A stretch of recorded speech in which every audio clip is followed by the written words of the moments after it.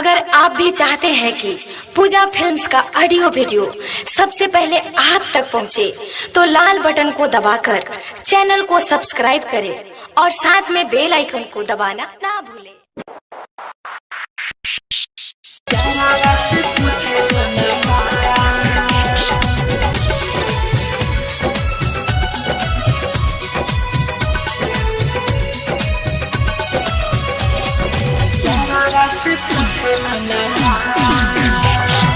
जहिया से आई बिया घूम के ससुराल से हम से फूलैले बिया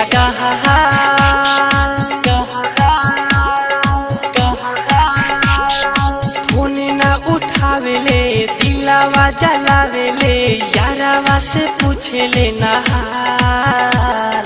यारावा से पूछेले नहार जहिया से आइल बिया घूम के ससुराल से हम से फूलैले बिया गहार फोन ना उठावेले दिलावा जलावेले यारावा से पूछेले नहार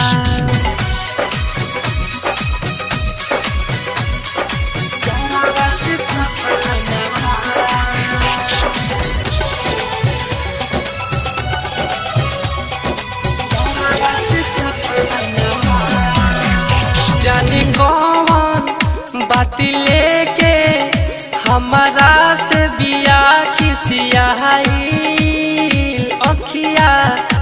उमिलावे बाकी करे ले नायब सुमाई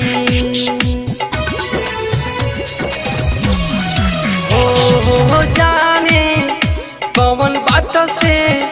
हमारा से बिया खिसियाई अखिया उमिलावे बाकी करे ले नायब सुमाई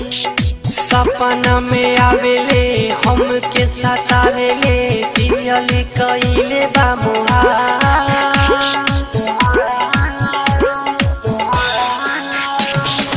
फोन ना उठावेले दिलावा जलावेले यारावा के पूछेले नहार यारावा के पूछेले नहार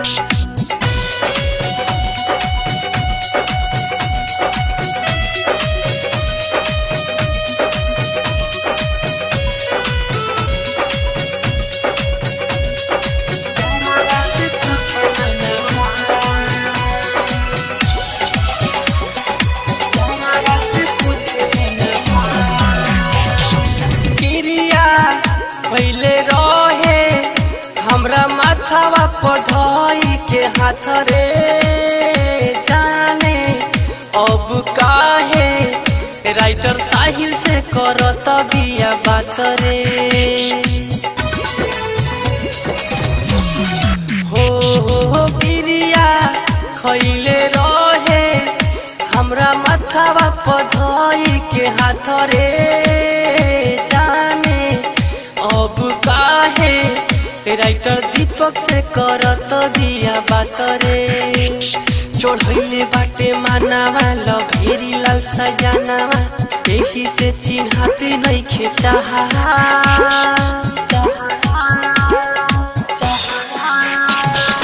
फोन ना उठावेले दिलावा जलावेले यारावा के पूछेले नहार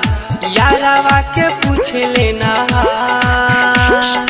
जहिया से आई बिया घूम के ससुराल से हम से फूलैले बिया गहार